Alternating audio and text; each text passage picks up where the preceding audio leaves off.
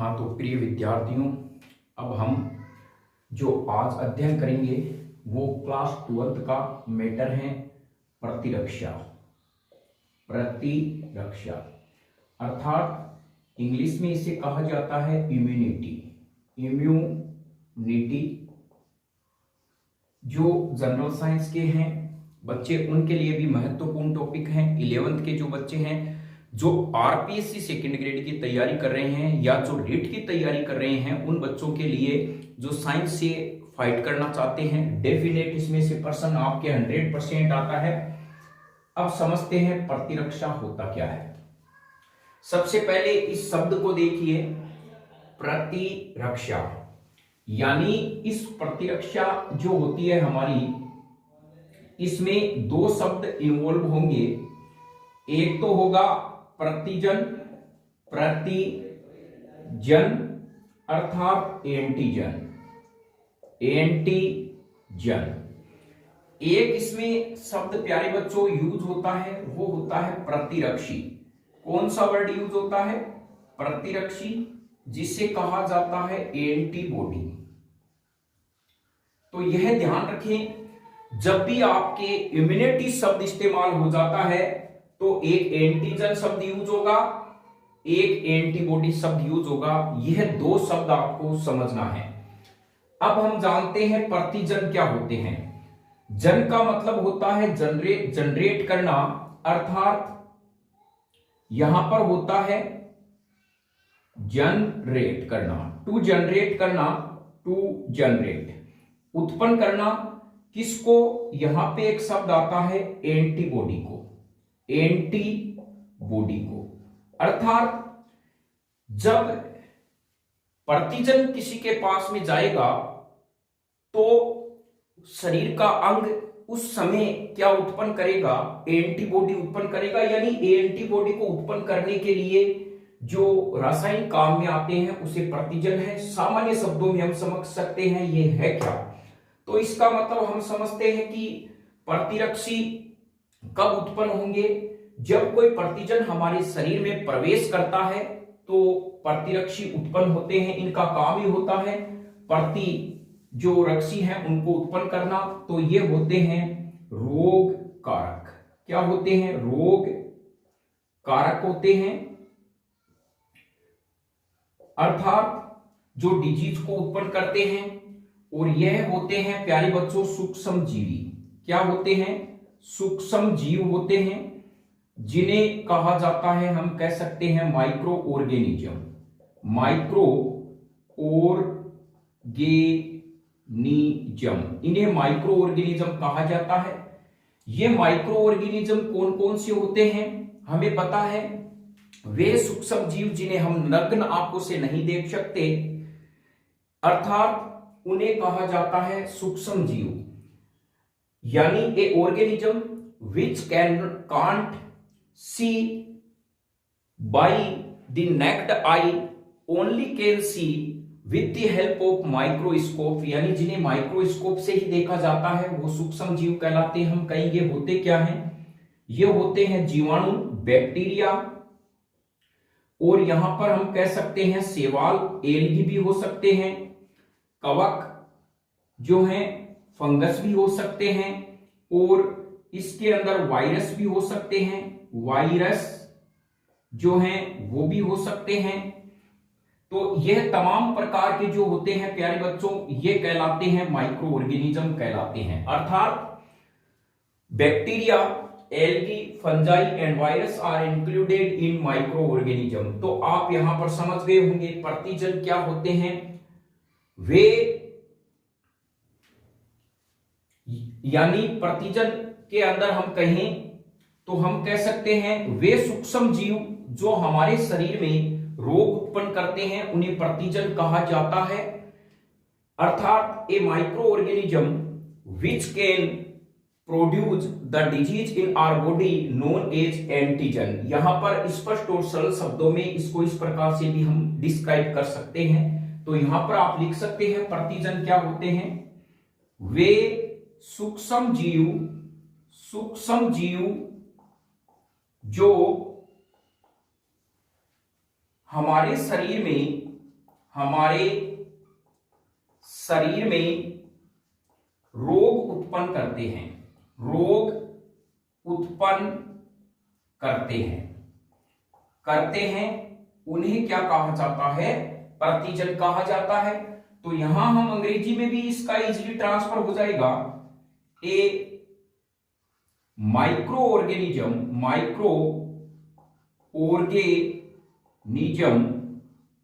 Which produce, देखिए प्यारे बच्चों, प्रोड्यूस का मतलब होता है उत्पन्न करना। क्या उत्पन्न करेंगे? Produce, DISEASES, disease in our body, यानी जो हमारे शरीर में रोग उत्पन्न करते हैं वे कारक क्या कहलाते हैं? प्रतिजन कहलाते हैं। यहां यह वर्ड आपके समझ में आ गया होगा। तो रोग उत्पन्न करने वाले माइक्रो ऑर्गेनिज्म होते हैं जीवाणु, कवक, शैवाल, और यहां पे हम कह सकते हैं कुल प्रतिरक्षी के अंदर हम समझने का प्रयास करते हैं। तो यहां देखिए प्रतिरक्षी में एक शब्द छुपा हुआ है, बॉडी, यानी हम कह सकते हैं बॉडीगार्ड।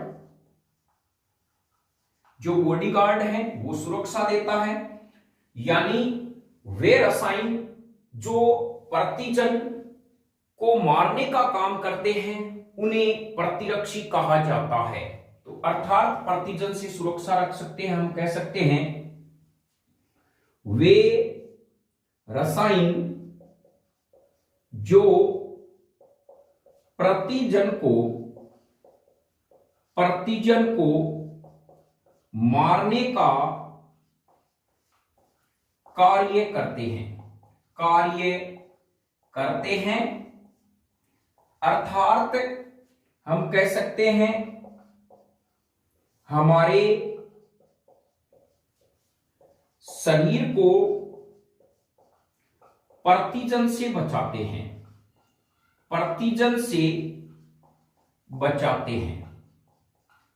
बचाते हैं। तो यहां पर जो इंग्लिश मीडियम वाले हैं वो भी लिख सकते हैं a chemical which are kill to antigen, यानी एंटीजन को मारने का काम करते हैं। Means protect our body from antigen known as, यहां ध्यान रखें इंग्लिश मीडियम में हम हिंदी में KWNON लिख सकते हैं, लेकिन यहां पर इंग्लिश मीडियम में इसका शॉर्ट वर्ड होता है नॉन, यानी नॉन इस प्रकार से लिखा जाता है। नॉन एज क्या कहा जाता है? एंटीबॉडी कहा जाता है। तो यह हमारी आपके वर्ड समझ में आ गया होगा। जिस प्रकार से बिटवीन को शॉर्ट भाषा में इंग्लिश मीडियम में हम बिटवीन इस प्रकार से लिखेंगे, नॉन को इस प्रकार से लिखते हैं, अभिक्रिया को रिएक्शन लिखा जाता है इस प्रकार से, पूरा वर्ड नहीं लिखकर, जिससे हमें पेपर आसानी से हल हो सकता है। तो यहां आप समझ गए होंगे प्यारे बच्चों, जब भी आपके इम्यूनिटी शब्द यूज हो जाता है दो वर्ड आपके दिमाग में आना चाहिए, एक तो एंटीजन प्रतिजन और एक एंटीबॉडी। बताइए प्रतिजन क्या होते हैं? तो प्रतिजन वे यानी पदार्थ, वे सूक्ष्म जीव होते हैं जो हमारे शरीर में रोग फैलाते हैं, यानी हमारे शरीर में डिजीज को बढ़ावा देते हैं, वो प्रतिजन कहलाते हैं। और प्रतिजन में सूक्ष्म जीव होते हैं, माइक्रो ऑर्गेनिज्म होते हैं। एंटीबॉडी क्या करते हैं? वे रसायन होते हैं जो हमारे शरीर से स्त्रावित होते हैं, शरीर के अंदर स्त्रावित होते हैं, जो क्या करते हैं? प्रतिजन को मारने का काम करते हैं, अर्थात प्रतिजन से हमें सुरक्षा दिलाते हैं। वो क्या कहलाते हैं? एंटीबॉडी कहलाते हैं। आज हमारा टॉपिक इसी एंटीबॉडी की पूरी संरचना पर डिपेंड करेगा। एंटीबॉडी की संरचना क्या होती है, कितने प्रकार होते हैं। अब यहां पर हम नेक्स्ट चलते हैं प्रतिरक्षा, अर्थात प्रतिरक्षा की परिभाषा अब यहां पर आपके एकदम सरल शब्दों में हम यहां पे लिख सकते हैं कि प्रतिरक्षा है क्या। यह हमारे 12th के साइंस के जो बच्चे हैं बायो के, उनके ऑर्गेनिक में इम्यूनिटी सिस्टम का जो पार्ट है वो आज पूरा क्लियर करने का प्रयास करेगा न्यू कंसेप्ट क्लासेज। तो यहां पर हम कह सकते हैं आज प्रतिरक्षा है क्या। तो प्रतिरक्षा में हम कह सकते हैं प्यारे बच्चों डेफिनेशन है, अर्थात इसकी परिभाषा में क्या हो जाएगा, यानी प्रतिरक्षा में हम कह सकते हैं हमारे शरीर में प्रतिजन को मारने के लिए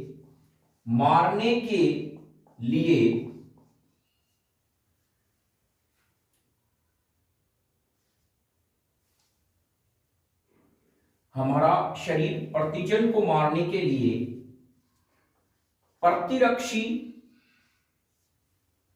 का निर्माण करता है, इसे प्रतिरक्षा कहते हैं। एकदम इजी। यहां पर हमने अभी कहा था कि इन our body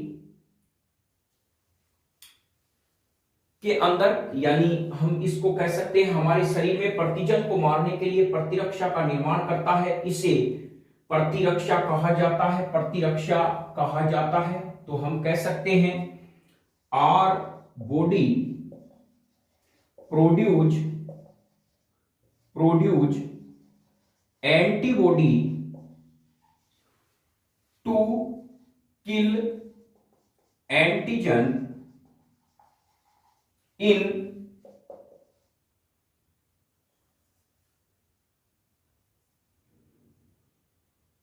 our body produce antibody to kill antigen in our body, known as this process known as immunity। तो यहां प्यारे बच्चों आप समझ गए हैं हमारा शरीर क्या करता है, प्रोड्यूस करता है एंटीबॉडी को एंटीजन को मारने के लिए इन आवर बॉडी के हमारे शरीर में। This process is known as immunity कहलाता है। और यहां पर हम कह सकते हैं इम्यूनोलॉजी एक शब्द आता है प्रतिरक्षा विज्ञान, इसको हम कह सकते हैं इम्यूनोलॉजी, यानी इम्यूनोलॉजी का मतलब क्या होता है, विज्ञान की वह शाखा जिसमें प्रतिरक्षा का अध्ययन किया जाता है। तो हम कह सकते हैं a branch of science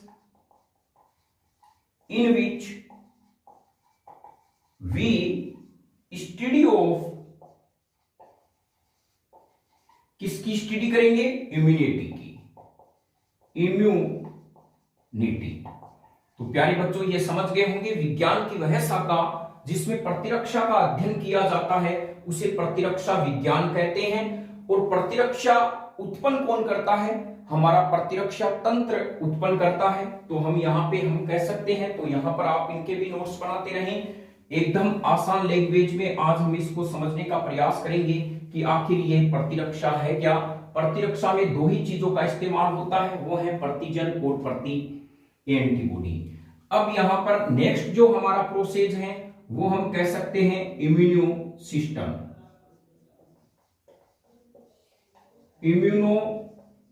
system, अर्थात प्रतिरक्षा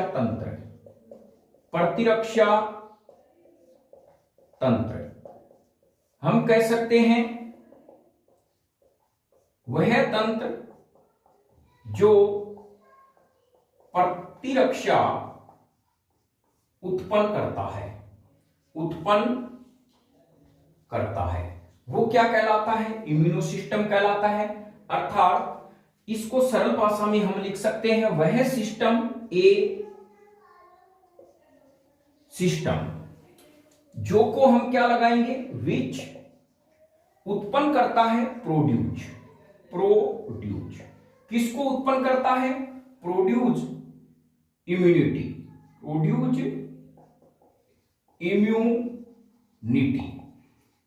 तो यहां पर हम कहें कि वह सिस्टम जो इम्यूनिटी को उत्पन्न करता है इन आवर बॉडी, किसमें करेगा, इन आवर बॉडी के अंदर हमारे शरीर में उत्पन्न करता है, वो तंत्र कहलाता है प्रतिरक्षा तंत्र कहलाता है। और यहां पर प्रतिरक्षा का मान यही है कि यहां पर प्रतिरक्षा में क्या होगा, इम्यूनिटी क्या काम करती है, प्रतिजन को मारने का काम करती है, हमें स्वस्थ रखने का काम करती है। जितना हमारा इम्यूनिटी पावर स्ट्रांग होगा उतना ही हम किसी रोगों से लड़ने की क्षमता ज्यादा होगी। इसके लिए सबसे ज्यादा जो जरूरी होता है प्यारे बच्चों वो विटामिन सी होता है। यानी विटामिन सी है वो हमारे इम्यूनिटी सिस्टम को क्या करता है, मजबूत करता है। ध्यान रखें विटामिन सी है और विटामिन B12 भी इसी के अंतर्गत आते हैं, लेकिन मेन जो रोल निभाता है वो होता है विटामिन सी। तो यहां आप समझ गए होंगे विटामिन सी है जिसका नाम एस्कॉर्बिक एसिड होता है। ये क्या होता है कि जो साइट्रस फ्रूट्स होते हैं अर्थात जो खट्टे पदार्थ होते हैं, खट्टे फल पदार्थ हैं, उनमें पाया जाता है। जैसे विटामिन सी है वो आंवले में सबसे ज्यादा पाया जाता है, खट्टे पदार्थ की बात करें। लेकिन एक ध्यान रखना प्यारे बच्चों, विटामिन सी है वो मिल्क में नहीं पाया जाता। एकमात्र ऐसा विटामिन है जो दूध में नहीं पाया जाता, वो हमारा आंसर होगा vitamin C. Which one of vitamin is not found in our milk, so the right answer will be vitamin C, क्योंकि विटामिन सी खट्टे पदार्थों में पाया जाता है। तो यहां पर आप प्रतिरक्षा के बारे में समझ गए होंगे। अब यहां पर हम कह सकते हैं प्रतिरक्षा दो प्रकार की होती है। देखिए समझने का प्रयास करते हैं प्रतिरक्षा कितने प्रकार की होती है। तो प्रतिरक्षा जो है वो यहां पे हम कहेंगे टाइप्स ऑफ इम्यूनिटी।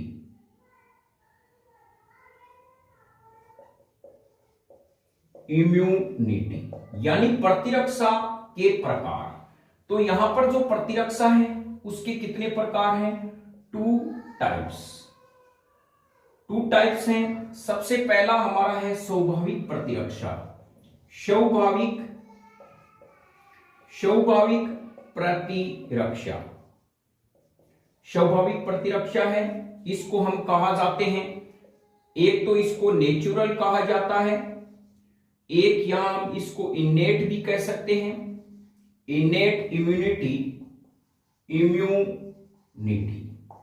प्यारे बच्चों इसमें होता क्या है, जब हमारा स्वयं का शरीर एंटीजन को मारने का काम करता है, अर्थात जब हमारा स्वयं जो हमारा शरीर है, बॉडी खुद है, वो क्या करेगी, हमारे जो शरीर में प्रवेश कर रहे प्रतिजन को मारने का खुद काम करती है, तो इसे स्वाभाविक प्रतिरक्षा कहते हैं। अर्थात इसमें हमारा शरीर खुद एंटीबॉडी उत्पन्न करता है, तो यह कहलाती है एक्टिव जो है इम्यूनिटी कहलाती है। तो सबसे पहले ध्यान रखें स्वाभाविक प्रतिरक्षा में है, इसमें हमारा शरीर खुद एंटीबॉडी उत्पन्न करता है, एंटीबॉडी उत्पन्न करता है जो प्रतिजन को मारते हैं। यानी खुद अपने आप ही करेगा, इसमें कोई बाहर से प्रतिजन प्रवेश नहीं कराया जाएगा। हमारा शरीर क्या करेगा, इस प्रकार के प्रोसेस के अंदर है, यह स्वाभाविक होती है। तो इसे हम कह सकते हैं यह एक्टिव यानी सक्रिय प्रतिरक्षा है। क्या है, सक्रिय प्रतिरक्षा है, अर्थात एक्टिव इम्यूनिटी है। तो यह आप ध्यान रखें, एक्टिव इम्यूनिटी कहलाती है। कौन सी कहलाती है, नेचुरल या इनेट इम्यूनिटी कहलाती है। इसमें हमारा शरीर खुद एंटीबॉडी उत्पन्न करता है जो प्रतिजन को मारता है। When our body itself produce antibody that to kill antigen known as natural या इनेट इम्यूनिटी होती है। यानी ये प्राकृतिक होती है, कृत्रिम नहीं होती है। इसमें किसी, देखिए दो प्रोसेस होते हैं एंटीबॉडी उत्पन्न करने के। दो प्रोसेस क्या होते हैं हम आपको समझाते हैं। एक तो सपोज कीजिए आपको कहीं, आप क्लास 12 के अंदर हैं और आपके एग्जाम नजदीक हैं और आपको पता है कैरियर के प्रति आप चिंतित हैं, तो एक आप खुद पढ़ते हैं, पढ़ाई करनी है, तो आप एक खुद किसी के बिना कहीं आप पढ़ते हैं तो वो नेचुरल पावर हो गया, आपका जेनेटिक ऑर्डर हो गया। दूसरा, यदि कोई आपको सर मोटिवेशनल करे और आप एक कहे कि आपको पढ़ना है, आपका टारगेट है, उनकी प्रेरणा से आप यदि पढ़ते हैं तो वो कहलाता है, आगे आएगा एक्वायर्ड, यानी जो है आपने सीखा, यानी उपार्जित लक्षण हो गए, जो लामार्क का सिद्धांत चलता है। तो एक तो आपने खुद पढ़ा, एक आप किसी के कहने पे पढ़ रहे हैं, इसमें दो अंतर है प्यारे बच्चों। आप कहोगे सर एंटीबॉडी शरीर भी तो उत्पन्न करता है। देखिए, एक तो प्रोसेस होता है जब हमारा शरीर बिना किसी कारण से ही एंटीबॉडी उत्पन्न कर दे। एक क्या होता है, जब हमारा शरीर किसी कारणवश से एंटीबॉडी उत्पन्न नहीं कर रहा है तो हम बाहर से कोई एंटीजन डालते हैं, तब हमारा शरीर एंटीबॉडी उत्पन्न करता है। ऐसा प्रोसेस है कि जब हमारे शरीर को एंटीबॉडी उत्पन्न करने के लिए बाध्य किया जाता है, वो कहलाती है एक्वायर्ड। और जब हमारा शरीर खुद अपने आप यह एंटीबॉडी उत्पन्न करना है, बाहर से कोई प्रतिजन हम प्रवेश नहीं करा रहे हैं, ये तो प्रकृति की देन है, अपने आप एंटीजन प्रवेश कर रहे हैं। जैसे सपोज कीजिए कि हम खाना खा रहे हैं और हमारे खाने के भोजन में यदि कोई जीवाणु चला जाता है तो वो एक प्राकृतिक है, वो हम जानबूझकर उसमें प्रतिजन को प्रवेश नहीं करा रहे हैं। तब हमारा आमाशय क्या करेगा, HCl का स्त्राव कर देगा, स्टोमक है वो release to HCl and this HCl to kill the bacteria. यह आप समझ गए हैं। दूसरा उदाहरण के लिए अभी कोरोना वायरस आया तो हमारा शरीर कोरोना वायरस से लड़ने के लिए एंटीबॉडी उत्पन्न नहीं कर रहा था, तब हमने क्या किया, हमारे शरीर को एंटीबॉडी उत्पन्न कराने के लिए बाहर से हमने कोरोना वायरस की जो डोज लगाई थी, जिसमें कोरोना वायरस था जिसे प्रतिजन कहा था, वो हमने प्रवेश कराया। फिर हमारा इम्यूनिटी सिस्टम उस प्रतिजन को पहचान गया और फिर उसमें एंटीबॉडी उत्पन्न किया और कोरोना वायरस को क्या कर दिया, किल कर दिया। तो यह दो शब्द आप समझ गए होंगे, यह होती है स्वाभाविक प्रतिरक्षा प्यारे बच्चों। तो इसके अंदर हम एग्जाम्पल के रूप में लें तो हम आसानी से समझ सकते हैं। नंबर 1 एग्जाम्पल में हम कहें कि कौन कौन से अंग होते हैं, तो नंबर 1 काम करती है इसमें स्किन। जो हमारी स्किन है ये क्या करती है, यानी जो त्वचा है, त्वचा शरीर में प्रवेश करने वाले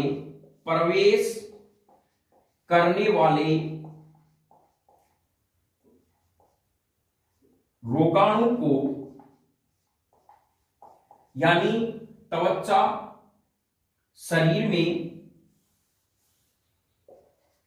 रोगाणु को प्रवेश करने से रोकती है, प्रवेश करने से रोकती है।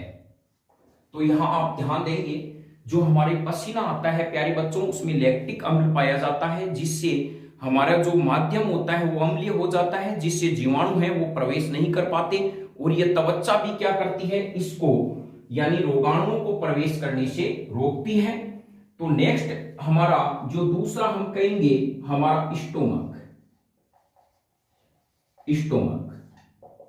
अर्थात आमाशय,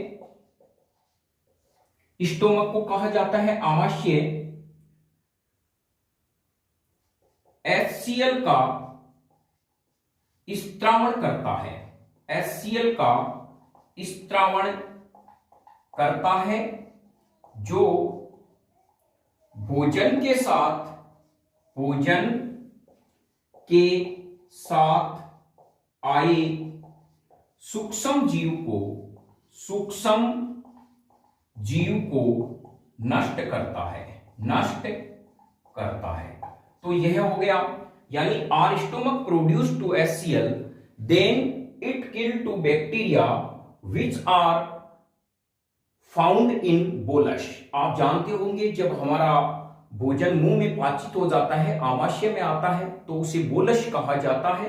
तो बोलस में जो सूक्ष्म जीव हैं उन्हें नष्ट करने का काम करते हैं। तीसरा जो हम प्रोसेस कहें तो WBC एंड लिम्फोसाइट। तो प्यारे बच्चों यहां पर यह भी क्या करते हैं, यह प्रतिजन को, यानी यह प्रतिजन को मारने का कार्य करते हैं, मारने का कार्य करते हैं।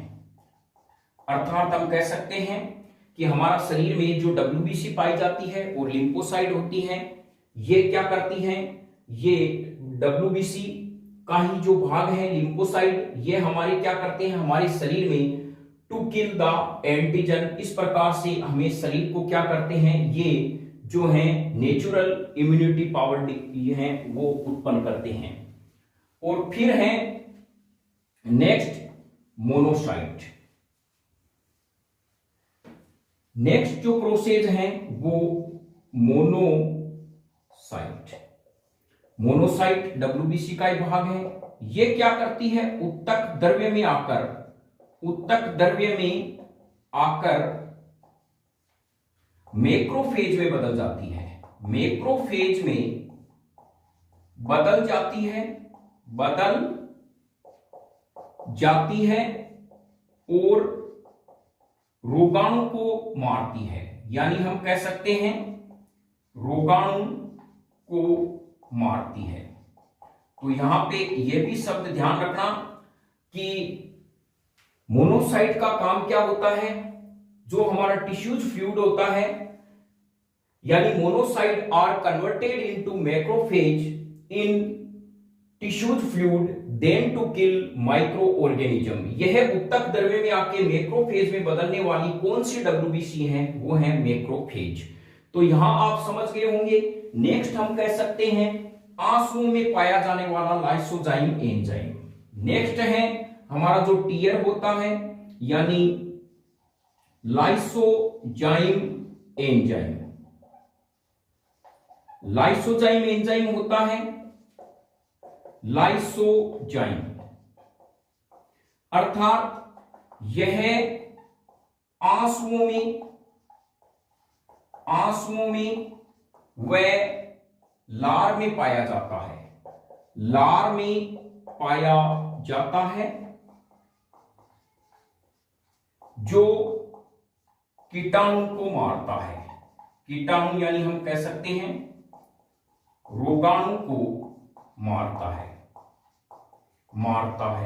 यानी जो हम कहें कि in are tears and saliva lysozyme enzyme are found which kill to micro organism. हम जब हमारी आंखों में आंसू आते हैं तो आप देखते हैं जितने आंखों में आंसू आते हैं हमारी आंखें साफ हो जाती हैं। ये प्रकृति का वरदान ही है, जिससे क्या हो जाता है प्यारे बच्चों, यह लाइसोजाइम एंजाइम क्या करता है, सूक्ष्म जीवों को खत्म कर देता है और हमारी आंखें वो स्वस्थ बनी रहती है। अर्थात कुछ हमारे शरीर के अंदर ऐसे पार्ट्स हैं जो ऐसे पदार्थ का स्त्रावन करते हैं जो भगवान का वरदान है, जिससे जैसे ही कोई सूक्ष्म जीव आता है वो ऑटोमेटिक उसको रिलीज कर देते हैं और उससे हमें छुटकारा दिला देते हैं। इसके लिए हमें चाहिए हमारा शरीर स्वस्थ रहे, इसके लिए फैक्ट होता है आप पर्याप्त मात्रा में नींद लें, दूसरा संतुलित और अच्छा भोजन ले, धूम्रपान और नशीली पदार्थों का आप सेवन नहीं करेंगे, हमारा इम्यूनिटी सिस्टम है वो डेवलपमेंट रहेगा और जिससे हमारे अंदर किसी भी यदि कोई छोटी मोटी बीमारी हो जाती है तो हमारा शरीर उससे अपने आप लड़ने की क्षमता उत्पन्न कर देता है, उसे मार देता है। लेकिन हम किसी कारणवश ये भूल जाते हैं, हमारे शरीर को बहुत सारे काम करने पड़ते हैं जिसलिए, लेकिन हम तंबाकू का सेवन करते हैं या बीड़ी या गुटखे का बीड़ी है या सिगरेट का इस्तेमाल करते हैं, जिससे हमारा शरीर के अंदर जो लंग्स होते हैं वो कमजोर हो जाते हैं, लीवर है वो कमजोर हो जाता है। यह शरीर का जो मेन पार्ट्स हैं वो लीवर होता है। फिर हमें पता नहीं चलता है प्यारे बच्चों, एक दिन वो घटना हो जाती है कि जो छोटी बीमारी को हमारा शरीर लड़ सकता था, अब वो छोटी बीमारी से हमारा शरीर लड़ नहीं सकता है, वो हाथ जोड़ लेता है, भैया मैं थक गया आपके गुटखा तंबाकू और धूम्रपान से, अब ये बीमारी मेरे से काबू नहीं आ रही है। वो बीमारी एक बहुत बड़ा घर कर लेती है और अंत में जब हम डॉक्टर के पास में MRI या CT स्कैन कराने जाते हैं तब पता चलता है एक छोटी बीमारी ने बहुत बड़ा रूप ले लिया। वो क्यों ले लिया? हमारी गलती की वजह से ले लिया। तो इन चीजों से, नशीली दवाइयों से और नशीले जो मादक पदार्थ हैं, धूम्रपान से हमें दूर रहना चाहिए। इनको बाय कहेंगे तब हमारा शरीर इससे लड़ सकेगा और हमारे एक स्वस्थ भारत का विकास हो सकेगा। और हमारी जो तमाम सरकार द्वारा योजनाएं चलाई जा रही है वो तभी सफल होगी जब हम ठानेंगे कि हमें इन चीजों से दूर रहना है और हमें एक स्वस्थ और अच्छे भारत का विकास करना है। आगे चलते हैं, स्वाभाविक प्रतिरक्षा का यह मैटर आज आपके क्या हो गया, क्लोज यानी बंद हो गया, अर्थात हमने इसको समझ लिया। अब चलते हैं उपार्जित प्रतिरक्षा। दूसरा जो पॉइंट है वो है उपार्जित प्रतिरक्षा, अर्थात दूसरे नंबर पे आता है उपार्जित प्रतिरक्षा। उपार्जित प्रतिरक्षा में आती है एक्वायर्ड इम्यूनिटी। इसमें देखिए होता क्या है प्यारे बच्चों, इसमें हमारे शरीर में प्रतिजन को, जो मृत प्रतिजन है उनको प्रवेश कराया जाता है और हमारे शरीर को एंटीबॉडी उत्पन्न करने के लिए बाध्य किया जाता है, जिसे उपार्जित प्रतिरक्षा कहते हैं। तो हम कह सकते हैं वह प्रतिरक्षा जिसमें हमारे शरीर में बाहर से प्रतिजन को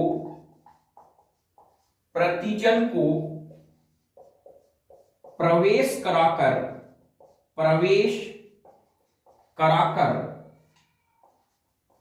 प्रतिरक्षी उत्पन्न किए जाते हैं। तो यहां देखिए हमारा शरीर खुद है वो प्रतिरक्षी उत्पन्न नहीं कर रहा है, बाहर से प्रतिजन को एंटर कराया जा रहा है और प्रतिरक्षी उत्पन्न करने के लिए बाध्य किया जाता है। तो हम क्या कहेंगे, ए immunity in which the antigen are entered from the outside in our body, then our body to produce antibody known as this is acquired immunity। तो यहां आप यह अर्थ समझ गए होंगे। अब यहां पर उपार्जित प्रतिरक्षा जो होती है, जो उपार्जित जो प्रतिरक्षा है इसका निर्माण किससे होता है? उपार्जित जो प्रतिरक्षा है यानी हम कहें इसका निर्माण होता है एक तो थाइमस से, अर्थात थाइमस से, एक जो लसिका है उससे, अर्थात हम कहें लिंफ से इसका निर्माण होता है। एक होता है लसिका गांठ से, लसिका गांठ जिसे हम लिम्फ नोड भी कह सकते हैं, और यहां पर हम कह सकते हैं लिम्फोसाइट से, अर्थात लिम्फोसाइट। यहां पर इनसे निर्माण होता है उपार्जित प्रतिरक्षा का। उपार्जित प्रतिरक्षा क्या होती है? दो प्रकार की होती है। तो यहां पर उपार्जित प्रतिरक्षाओं के प्रकार के बारे में अब हम पढ़ते हैं। तो नेक्स्ट है उपार्जित प्रतिरक्षा। यह उपार्जित प्रतिरक्षा क्या होगा कि हमने अभी देख लिया कि इसमें जब हमारा शरीर स्वयं एंटीबॉडी का निर्माण करता है तो उसे कहा जाता है नेचुरल, और जब स्वयं नहीं करता है, एंटीजन को प्रवेश कराया जाता है तब एंटीबॉडी निर्माण करेगा, उसे कहते हैं उपार्जित। और यहां पर यह भी ध्यान रखना, यह पेशीय प्रकार की होती है, निश्चेष्ट प्रकार की, निश्चेष्ट हिंदी में इसको कहते हैं पेशीय प्रकार की होती है। यानी ये जो इम्यूनिटी होती है वो पेशीय प्रकार की होती है जो एक्वायर्ड है, और जो हमारे पास नेचुरल इम्यूनिटी होगी वो एक्टिव प्रकार की होगी। यह बहुत जरूरी है, ध्यान रखना। उपार्जित प्रतिरक्षाएं जो प्रकार हैं वो सबसे पहला होता है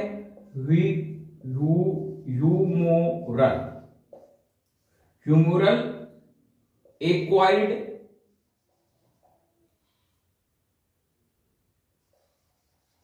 एक्वायर्ड इम्यूनिटी, अर्थात इसको हम कह सकते हैं ह्यूमोरल।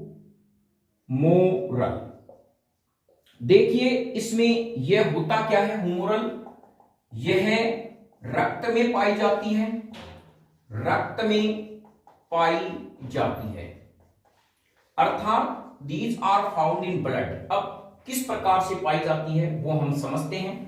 हमारे शरीर में होती है स्टेम सेल। स्टेम सेल प्यारे बच्चों क्या करती है, लिम्फोसाइट बनाती है, लिम्फोसाइट बनाती है। और ये लिम्फोसाइट क्या करती है, फिर दो जगह पे चली जाती है। लिम्फोसाइट प्रवेश कर जाती है एक तो थाइमस में, और एक प्रवेश कर यानी थाइमस ग्रंथि में, और एक प्रवेश कर जाती है यानी लाल अस्थि मज्जा में, रेड बोन मेरो में। तो यहां समझना, हमारे शरीर की जो स्टेम कोशिका है, स्टेम कोशिका लिम्फोसाइट का निर्माण करती है। और जब हमारा लिम्फोसाइट थाइमस ग्लैंड में और या रेड बोन में, मेरो में इसका यह चले जाते हैं।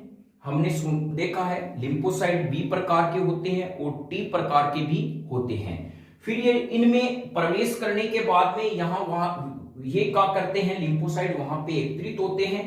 जैसे ही क्या होता है कि कोई एंटीजन, अब एंटीजन क्या करेगा, हमारे शरीर में प्रवेश करेगा, तो यहां पर ये जो लिम्फोसाइट हैं वो क्या करती है प्यारे बच्चों, लसिका गांठ, जो लसिका गांठ होती है, अर्थात हम कह सकते हैं इनमें से बाहर आकर किसका निर्माण करती है, प्लाज्मा सेल का। प्लाज्मा सेल बनाती है, प्लाज्मा कोशिका में बदल जाती है, और ये प्लाज्मा कोशिका बनाती है एंटीबॉडी।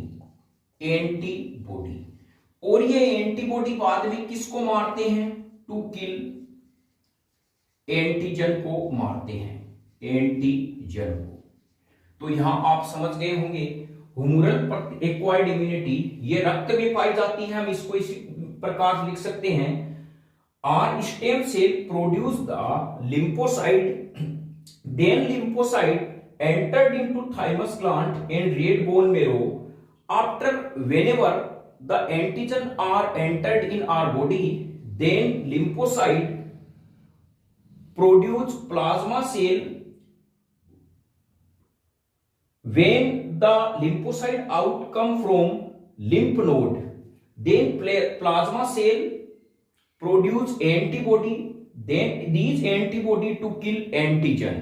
तो यहां पर इस प्रकार का क्या हो जाता है, this process known as humoral acquired immunity कहलाता है। तो हम यहां पर यह समझ सकते हैं कि जब भी हमारे शरीर में कोई प्रतिजन बाहर से प्रवेश करता है या प्रवेश कराया जाता है प्रतिजन, तो यहां पर ये क्या करते हैं, ये एंटीबॉडी इस प्रोसेस से उसको क्या करते हैं, नष्ट करते हैं। चलिए हम देखते हैं इसके उदाहरण क्या क्या हैं। वो एग्जाम्पल में ह्यूमरल जो एक्वायर्ड इम्यूनिटी है वो किस में पाई जाती है, एक तो पाई जाती है कोलेरा यदि बीमारी है यानी हैजा, एक जो होते हैं खसराने की जो बीमारी है वो, अर्थात हम कह सकते हैं मिलजेज में यह पाई जाती है। और फिर हम कह सकते हैं चेचक जो बीमारी है उसमें, अर्थात स्मॉल पॉक्स जो बीमारी है उसमें इस प्रकार के होते हैं। और नेक्स्ट हम इसका एग्जांपल ले सकते हैं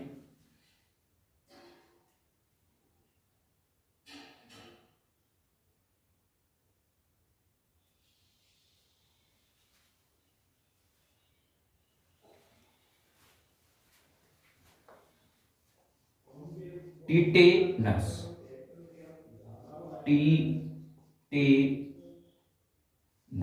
टीटेनस के अंदर, और हम कह सकते हैं जो जुखाम होता है अर्थात कोल्ड, इसमें यह इस प्रकार की प्रतिरक्षा पाई जाती है। तो इसको आप ध्यान रख सकते हैं TCMC, यानी TCMC, टी का मतलब टीटेनस, कोलेरा, विल्जेज और यहाँ पे कोल्ड। और यहाँ सी का मतलब हम यह भी ले सकते हैं, सी को एस में भी कन्वर्ट कर सकते हैं, स्मॉल पॉक्स। तो बताइए ह्यूमरल एक्वायर्ड इम्यूनिटी किस में पाई जाती है प्यारे बच्चों? तो ये ध्यान रखना, पर्सन आ जाए उन दो बीमारियों के उदाहरण दीजिए जिसमें ह्यूमरल एक्वायर्ड इम्यूनिटी पाई जाती है, अर्थात ह्यूमरल उपार्जित प्रतिरक्षा पाई जाती है। तो ध्यान रखें, कोलेरा में, हेजा में, विल्जेज में, चेचक में, टिटनस में और जुकाम में। तो यह आपका कंसेप्ट अब क्लियर हो गया होगा। नेक्स्ट हम कहें तो हमारे पास में जो है दूसरी जो है वो है कोशिकीय प्रतिरक्षा। कोशिकीय प्रतिरक्षा, कोशिकीय प्रतिरक्षा, इसी का ही दूसरा भाग है, बी पार्ट है, जिसे सेल मीडिएटेड इम्यूनिटी कहते हैं, इम्यूनिटी कहा जाता है, सेल मीडिएटेड इम्यूनिटी कहा जाता है। बी है वो है कोशिकीय प्रतिरक्षा, प्रतिरक्षा अर्थात हम कह सकते हैं इसको सेल मेडिएटेड इम्यूनिटी, इम्यूनिटी। यह होती क्या है? जब हमारे शरीर में कोई प्रतिजन प्रवेश करता है तो लिम्फोसाइट क्या करती है? बार बार विभाजित होती है और यह ऊतक द्रव्य में जाकर उसको क्या कर सकते हैं? जब हमारे शरीर में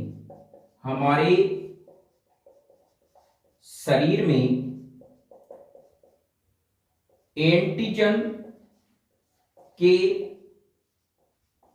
संक्रमण से lymphocyte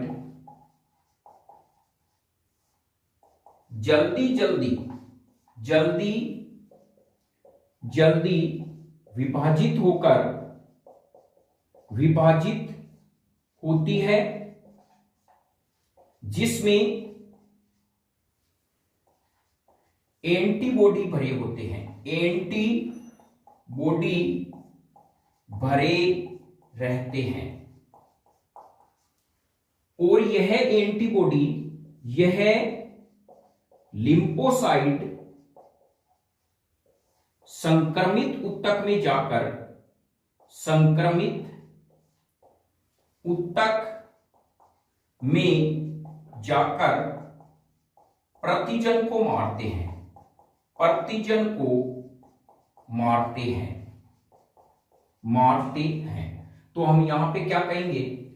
due to the infection of antigen in our body, then the lymphocyte are divided into a lot of lymphocyte fastly, and in this lymphocyte antibody are filled into this lymphocyte, and these lymphocyte are entered into infected tissues after them to kill antigen। तो यहां पर आप समझ गए होंगे, जब हमारा शरीर क्या करता है, हमारे शरीर में जब एंटीजन का इन्फेक्शन हो जाता है तो लिम्फोसाइट क्या होते हैं? फास्टली क्या करते हैं? जल्दी ये क्या करते हैं? डिवाइड होने लगते हैं, यानी बहुत सारे लिम्फोसाइट बना लेते हैं। और इन प्रत्येक लिम्फोसाइट में प्यारे बच्चों एंटीबॉडी भरे होते हैं, और ये लिम्फोसाइट रक्त से हमारे उस संक्रमित ऊतक में प्रवेश कर जाते हैं, जिससे क्या हो जाता है? संक्रमित ऊतक का मतलब हो गया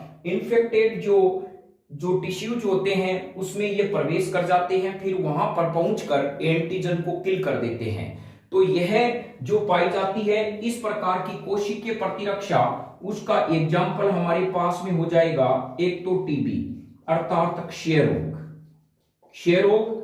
एक हम कह सकते हैं लेप्रोसी में, लेप्रोसी इसके अंदर ये पाई जाती है। तो ये ध्यान रखें, टीबी किसके कारण होती है? माइक्रो बैक्टीरियम ट्यूबरकुलोसिस, यानी जो क्षय रोग होता है वो माइक्रोबैक्टीरियम ट्यूबरकुलोसिस सूक्ष्म जीवी से होता है। और लेप्रोसी जो बीमारी होती है वो किसके कारण से होती है? माइक्रोबैक्टीरियम लेप्रोई के कारण ये लेप्रोसी की बीमारी होती है, जिसे हम लकवा भी कह सकते हैं।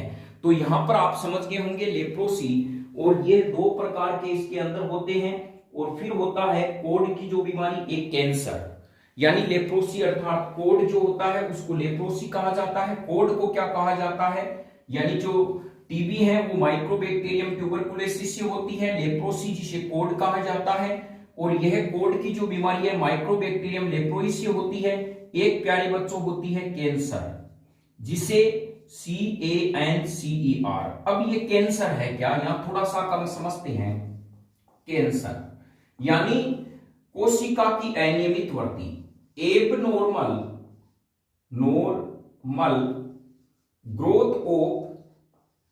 Growth of cell. जब हमारी कोशिका आवश्यकता से अधिक आकार में वृद्धि कर लेती है उसे ही कैंसर कहा जाता है। कैंसर में यह ध्यान रखना, WBC की संख्या में कमी आती है, WBC की संख्या में वृद्धि हो जाती है, RBC की संख्या में अचानक कमी आने लग जाती है, वो क्या कहलाता है? कैंसर कहलाता है। कैंसर में अलग अलग स्टेज होती है, first stage, second stage, third stage और फोर्थ स्टेज। तो जो एक तो कैंसर ऐसा होता है जो हमारे ब्लड के अंदर होता है, उसका लगभग इलाज हमें जो कीमोथेरेपी है उससे आसानी से, या प्राकृतिक जो उपचार होते हैं उससे हो सकता है। लेकिन यदि यह कैंसर हमारे टिश्यूज के अंदर चला जाता है तो वो थर्ड और फोर्थ फेज माना जाता है, उसमें लगभग इलाज की बहुत कम संभावना रहती है। और यहां पर अब आप समझ गए होंगे कि कैंसर क्या है। तो एबनॉर्मल सेल हैं, और जब तक यहां तक विज्ञान अभी तक यही रिसर्च कर पाया है कि कैंसर को मारने के लिए जो हमारे पास में सदाबहार के जो पौधे होते हैं, एवरग्रीन प्लांट होते हैं, उनकी पत्तियों में और पुष्प में विनक्रिस्टिन और विनब्लास्टिन जो एल्केलॉइड पाए जाते हैं वो कैंसर को मारने का काम करते हैं। ध्यान रखें, कैंसर के ट्रीटमेंट में जो दवाई काम आती है वो विनक्रिस्टिन और विनब्लास्टिन होती है। एवरग्रीन जो प्लांट होते हैं उनकी पत्तियों में या पुष्प की जो होते हैं उनमें यह पाए जाते हैं। एक हम कहें तो टर्मेरिक जो हल्दी होती है उसमें भी कैंसर को मारने की प्रतिरोधक क्षमता होती है, अर्थात कैंसर को किल करने की इफेक्ट होती है। तो यहाँ पर यह आपके उपार्जित प्रतिरक्षा का क्या हो गया प्यारे बच्चों, मैटर खत्म हो गया। ध्यान रखें, जो प्राकृतिक नेचुरल इम्यूनिटी है वो एक्टिव टाइप्स की होती है, जिसमें हमारा शरीर खुद एंटीबॉडी बनाता है, जबकि जो एक्वायर्ड इम्यूनिटी है उसमें यह इनएक्टिव यानी पैसिव प्रकार की होती है। इसमें हमारा शरीर खुद एंटीबॉडी नहीं बनाता, बल्कि हमारे शरीर को एंटीबॉडी उत्पन्न करने के लिए बाध्य किया जाता है। अब आप ध्यान रखें, सबसे पहले स्टेम सेल होगी, उससे लिम्फोसाइट बनेंगे, लिम्फोसाइट क्या करेंगे? प्लाज्मा सेल बनाएंगे, प्लाज्मा सेल है वो एंटीबॉडी बनाएंगे, एंटीबॉडी होते हैं। अब क्या है उसके बारे में हम देखते हैं। लास्ट आज का जो पॉइंट है वो है एंटीबॉडी की स्ट्रक्चर, एंटीबॉडी की जो संरचना है उसके बारे में देखते हैं। तो यहां पर जो नेक्स्ट पॉइंट है वो है स्ट्रक्चर ऑफ एंटीबॉडी। एंटीबॉडी का संरचना क्या होती है? तो यहां पर हम सबसे पहले कह सकते हैं यह वाई शेप में होता है। किस में होता है? वाई शेप में एंटीबॉडी की संरचना होती है। और दूसरा क्या होता है? इसमें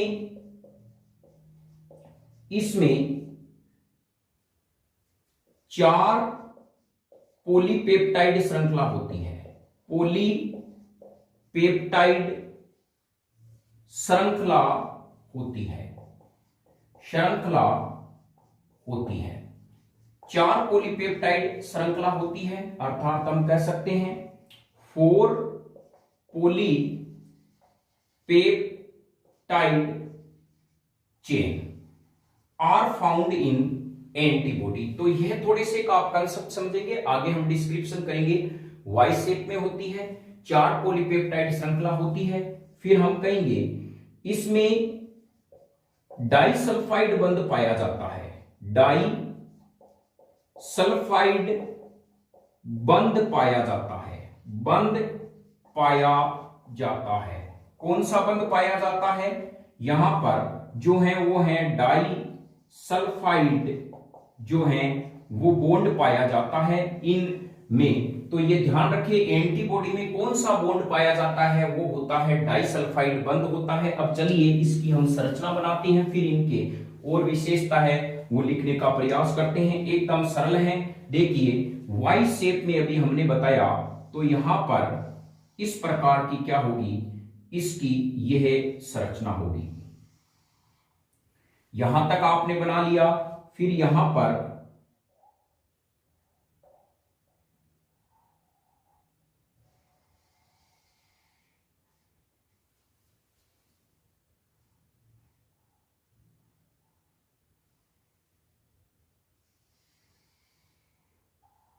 ये, फिर यहां जो आएगा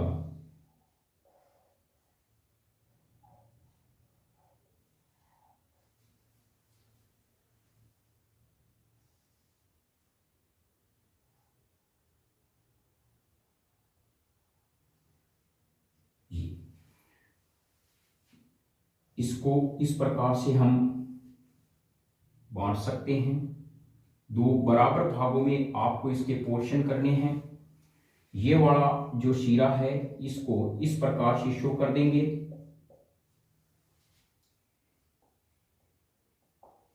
यहां पर जो समूह होता है वो NH2 होता है, सभी जगह पर NH2 ग्रुप होगा।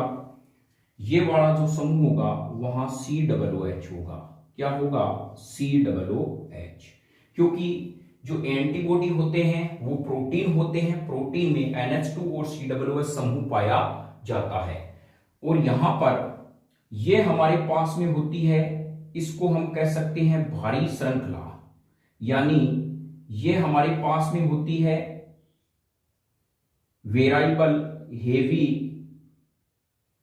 वेराइबल चेन, और ये जो श्रृंखला होती है वो हमारे पास में होती है यहां से यहां तक का पोर्शन हेवी कांस्टेंट चेन। अभी देखिए हम इसके बारे में समझते हैं।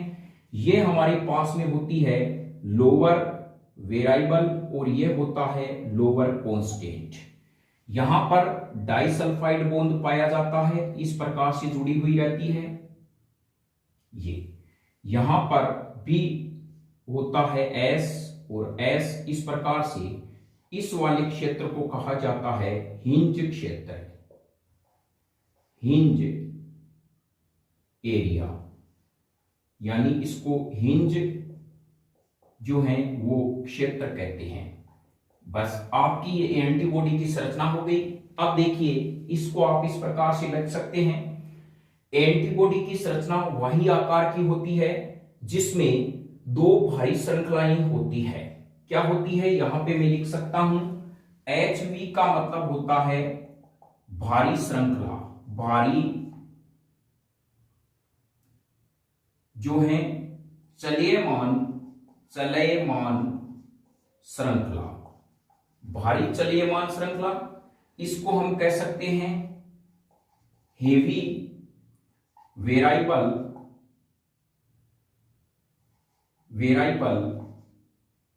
जो है चेन, हेवी वेराइबल चेन होगी। और HL का मतलब H जो है C, ये होती है स्थिर भारी श्रृंखला, भारी श्रृंखला। इसका मतलब होता है कांस्टेंट हेवी चेन। यहां पर आप अर्थ का ध्यान रखें, यह भाग होता है वो क्या करता है, मूव करता रहता है, ये भाग अपनी जगह स्थिर है। जैसे सपोज कीजिए हमने इस प्रकार से शेप को बना लिया और ये वाला भाग पोर्शन हमारा क्या होगा, स्थिर रहेगा, ये वेराइबल करेगा इस प्रकार से। जैसे ही कोई एंटीजन प्रवेश कर जाता है तो ये वेराइबल भाग अपनी एंटीजन के आकार के अनुसार छोटा हो सकता है, बड़ा हो सकता है। जैसे हम क्रिकेट की कोई गेंद हमारे पास आ रही है, कैच करते हैं तो हम अपनी इस डायरेक्शन में ऐसे रखते हैं, जैसे ही छोटा होती है तो इसको हम इस प्रकार से पकड़ लेते हैं। तो वेराइबल काम क्या होता है, वेराइबल भाग अपने एंटीजन में जो प्रवेश करते हैं उसको पकड़ने का काम करते हैं। इस प्रकार से आप समझ गए होंगे, ये भाग क्या होता है, कांस्टेंट रहता है। तो यह भाग यहां से इतना भाग इसका कांस्टेंट होता है। हिंज क्षेत्र क्या होते हैं, तो अब यहां पर हम यह आप फैक्ट समझ गए होंगे क्या किस प्रकार से हैं। और यह जो एल भी है वो होगा हल्की चलियमान श्रृंखला। हल्की चलियमान श्रृंखला यानी लोअर वेरिएबल चेन, यह हमारे पास में हो गया। एलसी का मतलब वही हो गया कांस्टेंट लोअर चेन, यह अपनी जगह स्थिर रहती है। चलिए अब हम इसके बारे में देखते हैं। एंटीबॉडी में दो भारी श्रृंखलाएं होती है। क्या होती है, दो भारी श्रृंखला होती है जिसमें पॉलीपेप्टाइड जो होते हैं, हम कहें जिसमें एमिनो अम्लों की संख्या, यानी जो हेवी श्रृंखला होती है उसमें एमिनो अम्लों की संख्या 420 होती है। कितनी होती है, 400 जो है वो 20 होती है हेवी श्रृंखला के अंदर। और जो भारी, जो हम कहें कि एंटीबॉडी में दो भारी श्रृंखलाएं होती है जिसमें पॉलीपेप्टाइड श्रृंखलाएं होती है जिसमें एमिनो अम्लों की संख्या 420 होती है। और दो हल्की श्रृंखलाएं होती है, पॉलीपेप्टाइड हल्की श्रृंखला है जिसमें एमिनो अम्लों की संख्या होती है 220। चलिए यह मैटर आपके क्लियर हो गया होगा। भारी पॉलीपेप्टाइड श्रृंखला में एमिनो अम्लों की संख्या 420, हल्की पॉलीपेप्टाइड श्रृंखला में एमिनो अम्लों की संख्या कितनी होती है, 220। और जो हल्की पॉलीपेप्टाइड श्रृंखला है इसके दो भाग होते हैं, एक ऊपर वाला भाग वेरिएबल होता है, चलियमान होता है, नीचे का भाग कांस्टेंट रहता है, स्थिर रहता है। और इस भाग में इसी प्रकार जो भारी श्रृंखला है इसके भी दो भाग हैं, एक तो चलियमान भारी श्रृंखला, एक स्थिर भारी श्रृंखला। इस एंटीबॉडी का जो चलियमान भाग होता है वो एंटीजन बाइंडिंग साइड कहलाता है। ये वाला भाग क्या कहलाता है, एंटीजन बाइंडिंग साइट, यानी एंटीजन बाइंडिंग साइट कहलाता है। इसी भाग से एंटीजन आके जुड़ते हैं। तो बताइए एंटीबॉडी के किस भाग से एंटीजन आके जुड़ते हैं, हम कहेंगे जो चलियमान श्रृंखला होती है वहां पर कौन सा ग्रुप रहता है, NH2 समूह जुड़ा हुआ रहता है। तो ध्यान रखें जहां एंटीजन बाइंडिंग साइड होगा वहां पर एंटीबॉडी में NH2 समूह जुड़ा हुआ रहेगा। फिर हम कहते हैं हिंज क्षेत्र है, वो क्या करते हैं, एंटीबॉडी को जो होते हैं वो आकार के अनुसार, एंटीजन की आकार के अनुसार उन्हें मूवमेंट प्रदान करते हैं। जिस प्रकार हमारे गेट में जो कब्जे लगे हुए होते हैं वो कितना मोड़ना है, कितना खुलना है, तो ये हिंज क्षेत्र होते हैं। और हम कहेंगे कि जो हल्की श्रृंखला है और भारी श्रृंखला है वो आपस में डाइसल्फाइड बंध से जुड़ी हुई रहती है तथा दोनों भारी श्रृंखला भी डाइसल्फाइड बंध से जुड़ी हुई रहती है। यह हमारे पास किसकी स्ट्रक्चर है प्यारे बच्चों, एंटीबॉडी की स्ट्रक्चर है। तो सबसे महत्वपूर्ण प्रश्न बनता है एंटीबॉडी में कुल कितनी पॉलीपेप्टाइड श्रृंखला होती है, 4। और 4 में 2 हल्की होती है, 2 भारी होती है। भारी में पॉलीपेप्टाइड की श्रृंखला 420 होती है जबकि हल्की में 220 होती है। इन श्रृंखलाओं में आपस में डाइसल्फाइड बंध पाया जाता है। एंटीजन बाइंडिंग साइड में NH2 समूह होता है, ये ध्यान रखें, NH2 समूह पर ही एंटीजन आके जुड़ता है।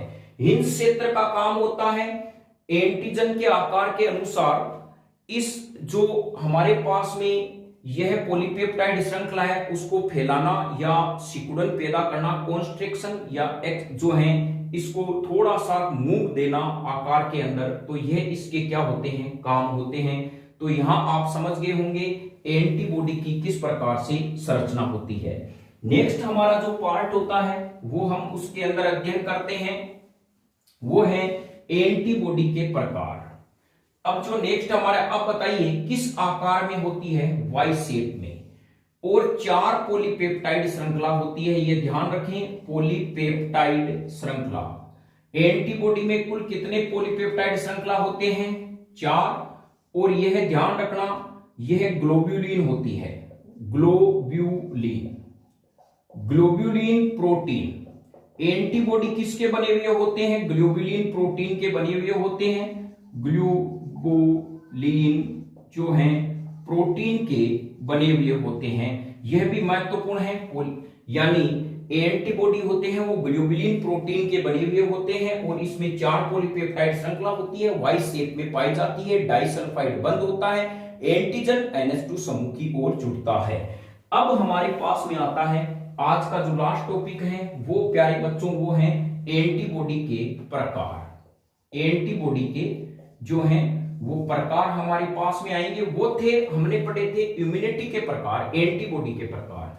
देखिए एंटीबॉडी के प्रकार होते हैं, IgM होता है, IgG होता है, IgA होता है, IgD होता है और एक हमारे पास में जो हो जाएगा IgE। यह हमारे पास में एंटीबॉडी 5 प्रकार के होते हैं। M का मतलब ध्यान रखना, M का मतलब होता है माइक्रोन। माइक्रोन इम्यूनोग्लोबिन तो इसका नाम ही है इम्यूनोग्लोबिन, इम्यूनोग्लोबिन। और G का मतलब होता है गामा, A का मतलब होता है एल्फा, D का मतलब होता है डेल्टा, इम्यूनोग्लोबिन डेल्टा। E का मतलब होता है एप्सिलॉन, एप्सिलॉन। E का मतलब हमारे पास में हो जाएगा एप्सिलॉन।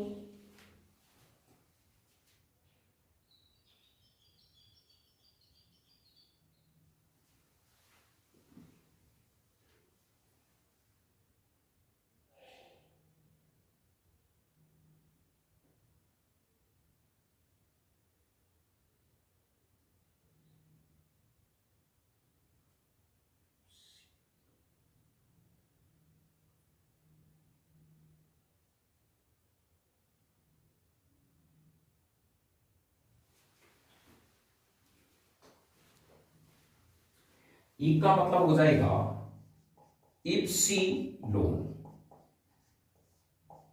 इप्सिलोन। यह इसके नाम होते हैं, इन्हीं आधार पर इन्हें जाना जाता है। अब यहां थोड़ा सा कमी ध्यान रखना है, ये जो प्यारे बच्चों IG और IgD होते हैं ये पाए जाते हैं जो बी लिम्फोसाइट में, बी लिम्फोसाइट में। तो यहां ये तो क्लियर हो गया, IgM और IgD हैं वो बी लिम्फोसाइट में पाए जाते हैं, यह आप समझ गए। ई का मतलब होता है, हम कहीं ई जो है वो एलर्जी से संबंधित है, तो ये हमारे क्या होते हैं? हाइपर सेंसिटिविटी, हाइपर सेंसिटिविटी में काम करते हैं, अर्थात जो एलर्जी होती है उसको रोकने, जब हमारे शरीर में एलर्जी हो जाते हैं तो कौन से एंटीबॉडी का इस्तेमाल होता है? IgE का होता है।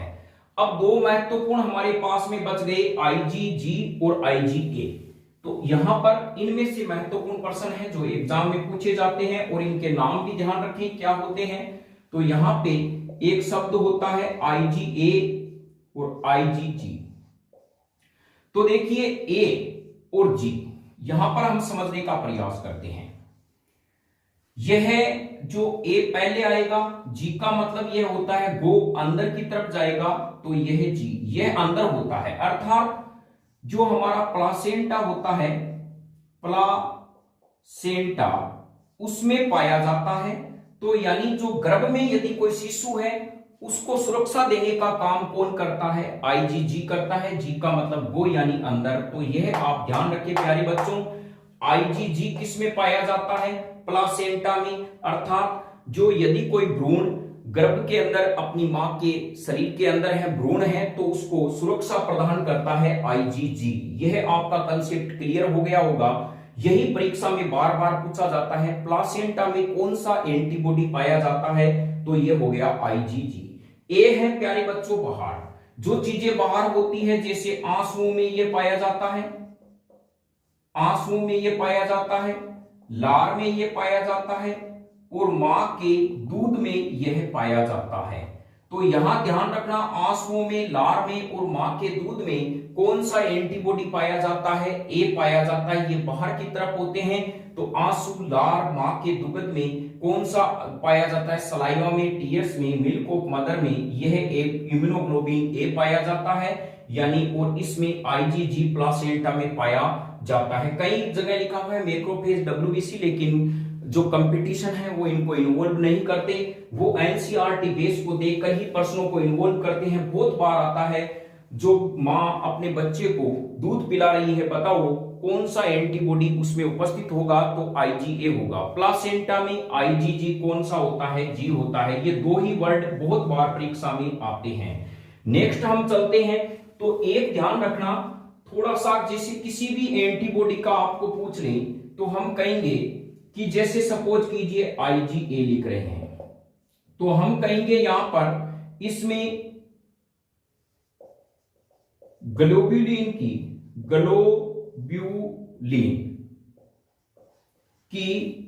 दो पॉलीपेप्टाइड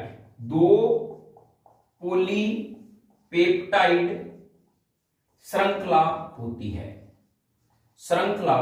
होती है, यानी दो पॉलीपेप्टाइड श्रृंखला होती है, आपस में डाई सल्फाइड बंध से जुड़ी रहती है। ग्लोब्यूलिन की दो पॉलीपेप्टाइड श्रृंखला होती है, यानी हम कहें एक का मतलब अभी हमने बताया, इसमें एल्फा ग्लोब्यूलिन की दो पॉलीपेप्टाइड श्रृंखला पाई जाती है, इसलिए इसे आईजीए कहते हैं।